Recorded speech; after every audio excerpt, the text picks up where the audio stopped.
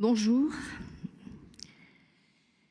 En médecine, il y a des mots qu'il vaudrait mieux éviter, si on le pouvait.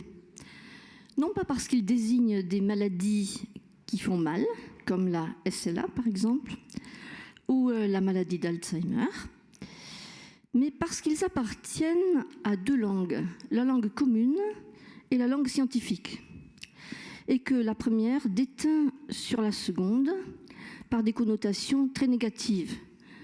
On comprend que c'est le cas de démence, par exemple, et par exemple aussi la maladie d'Alzheimer ou la maladie neurodégénérative, que nous essayons de changer en maladie neuroévolutive pour cette raison-là.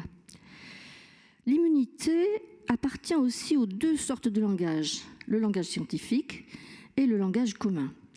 Mais ces connotations ne sont pas aussi simples. Et c'est la raison pour laquelle nous allons l'étudier de près, la regarder de près, pardon. Immunité est bien en effet un sujet scientifique actuel. On parle d'immunité innée, acquise, collective, individuelle, suffisante, déficitaire ou d'orage immunitaire. Nous avons beaucoup entendu parler de ce langage-là. On nous a plongé dans ce vocabulaire-là en raison du Covid et aussi de la question des vaccins. Mais la question de l'immunité biologique est très complexe. Elle n'est pas facile. Elle est objet de recherches qui ne sont pas accessibles aux simples citoyens, comme moi, comme nous, quelquefois. On ne peut pas avancer très loin, sauf si on est guidé, un peu loin, sauf si l'on est guidé comme par d'excellents guides, d'excellents exemples, comme le sont les travaux d'Anne-Marie Moulin, par exemple, ou de Marc Dahéron, qui a écrit un livre récent, L'immunité, la vie, et qui nous servira peut-être pour avancer dans ce domaine-là, et pour ne citer que. Mais immunité est aussi utilisée dans le langage commun. Quelqu'un a écrit, je ne me souviens pas son nom, on peut être immunisé contre le tétanos ou la diphtérie, mais pas contre les souvenirs. Plus encore, lorsqu'on a fait l'objet d'une expérience naïve, d'une blessure d'amour-propre, d'une insulte, d'une illusion perdue, nous voilà, pensons-nous, complètement immunisés, blindés, insensibilisés. Nous pensons n'être plus vulnérables. Désormais, nous nous croyons hors d'atteinte, exempts de douleur, préservés des effets nocifs d'une nouvelle atteinte. On ne nous y reprendra pas. Et en somme, on pourrait dire vaccinés.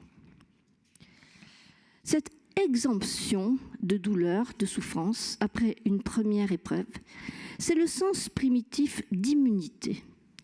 Comment en est-on arrivé là ? Les médecins, et même tout le monde, avait remarqué depuis longtemps que lors des épidémies, par exemple, qui atteignaient des populations entières, certains individus n'étaient pas atteints. Ils échappaient à la maladie. Ou encore, après une première atteinte, si on a réchappé, cela semblait empêcher une récidive. C'est pour ça qu'à l'époque moderne, lorsque les médecins voulurent lui donner un nom à ce phénomène-là, ils empruntèrent le mot immunité au latin immunitas, qui signifiait simplement le fait d'être exempté, l'exemption. Exemption d'une charge munus, privatif munus, la charge fiscale, charge civique, en raison d'un privilège qui était social en général. Et on parle encore aujourd'hui d'immunité parlementaire, par exemple, lorsque certains des parlementaires font l'objet d'exemptions juridiques pendant qu'ils exercent leurs fonctions. Dès que fut trouvé et répandu à partir du XVIIIe siècle le procédé de l'inoculation de la variole, qui permettait précisément d'exempter un grand nombre de gens, d'enfants surtout, de cette terrible maladie, on sut qu'on pouvait ouvrir la voie à l'immunisation en médecine. C'était en somme la transmission d'un privilège, non pas pour des privilégiés, mais pour tous. le privilège de ne pas mourir prématurément ou d'être défiguré à vie grâce à une technique médicale.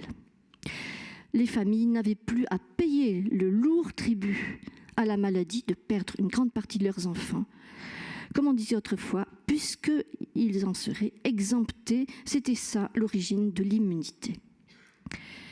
Progressivement, le projet scientifique et médical a permis que les recherches et les découvertes bactériologiques des Pastoriens, de leurs collègues allemands et bien d'autres savants ont pu marquer cette histoire de jalons nouveaux, ce qui a provoqué non seulement un progrès scientifique, mais un bouleversement sémantique. Une autre référence va se substituer à exemption. C'est celle qui va tourner autour de l'attaque, de la défense, de la résistance et des combats. On va créer les mots de antigène, anticorps, on va désigner des cellules tueuses, des cibles, des sentinelles, de la reconnaissance et de la stratégie, et surtout d'opposition entre le soi et le non-soi, le self, not self. L'un de ses inspirateurs, un des meilleurs savants, Burnet, aurait, dit-on, été inspiré dans cette désignation par la lecture de La guerre des mondes, un livre de science-fiction de Herbert George Wells, paru en 1898, un livre donc de science-fiction où l'auteur raconte l'attaque de Londres par des Martiens, ensuite décimés par des microbes terriens. C'est donc à se demander si ces savants, qui étaient aussi, entre parenthèses, d'excellents latinistes, Burnet était docteur, c'était il y a peu quand même qu'on était un excellent latiniste et aussi docteur. Burnet était donc docteur en médecine et en philosophie, n'aurait pas été influencé par un autre sens d'immunité, ou plutôt, peut-être, c'est une hypothèse, par un autre mot latin tout proche et tout différent. Dans le dictionnaire latin, qui est sûrement votre livre de chevet, on découvre juste en dessous d'immunitas le verbe immunire, qui signifie installer un camp fortifié, du simple munire, fortifié, qui a donné d'ailleurs en français munition, et aussi en rapport avec le mot latin qui signifie fortification, munia. Voilà une filière sémantique alternative qui correspond à ce changement de paradigme ou de métaphore qui fait considérer le système immunitaire comme défensif, toujours sur ses gardes, toujours en action, tout en admettant une certaine tolérance, il est vrai. Mais ce n'est qu'une simple hypothèse. Il reste qu'une métaphore guerrière ou de défense est plus forte que celle d'exemption qui a disparu. Mais il reste un troisième champ sémantique auquel nous renvoient cette fois les conceptions les plus récentes, celles qui relient l'ensemble du fonctionnement du système immunologique comme un système protégeant la vie, sans détruire l'autre, en gardant le soi intègre dans une constante interaction, interdépendance, interne et externe avec les autres vivants, avec tous les autres vivants, les plus petits et les plus grands.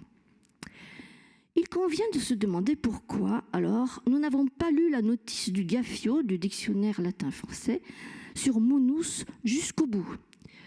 Le sens de charge est le premier, ensuite celui de service rendu ou bons offices, ce que fait certes l'immunité, mais au-delà, munus veut dire don, offrande, faveur.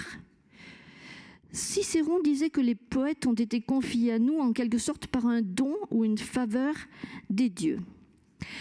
Et cela correspond bien aux tonalités des dernières recherches. Le système immunitaire dévoile un extraordinaire fonctionnement, une richesse, une complexité, on pourrait dire une munificence de munus, bien sûr, tout à fait extraordinaire, et ce système, c'est nous.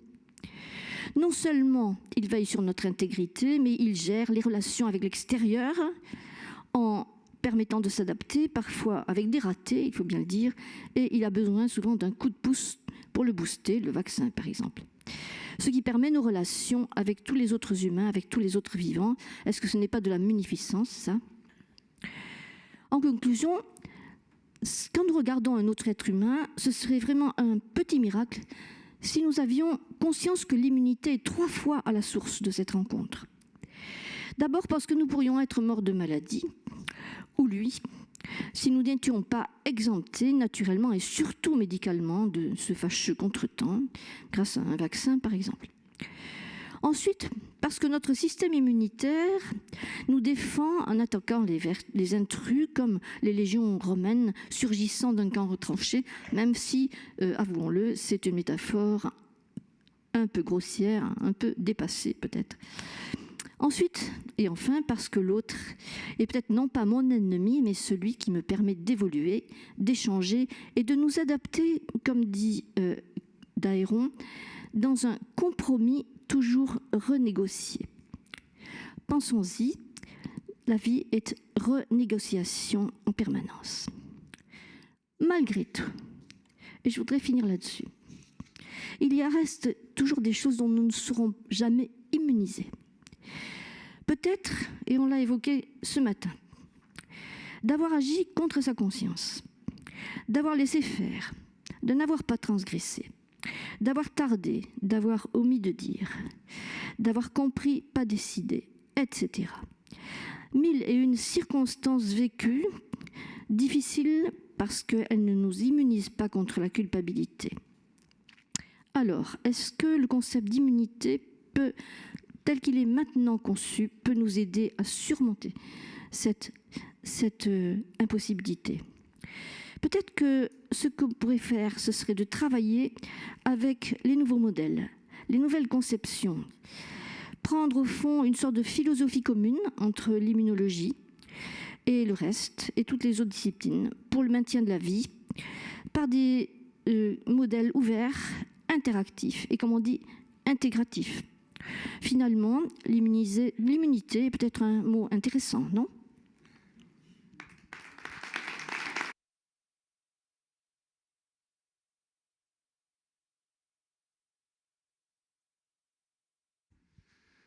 Vous comprenez pourquoi Armelle est précieuse pour nous. Cette filière sémantique alternative, je l'ignorais totalement. Et puisque Armelle, tu as évoqué l'identité, le soi et le non-soi, je voudrais quand même signaler qu'on a en plus la chance dans la salle d'avoir Claude Debreu, qui est quelqu'un qui a beaucoup réfléchi à ces questions-là en philosophe des sciences. Il y avait des échos aussi à ces travaux dans l'exposé d'Armelle. Merci infiniment.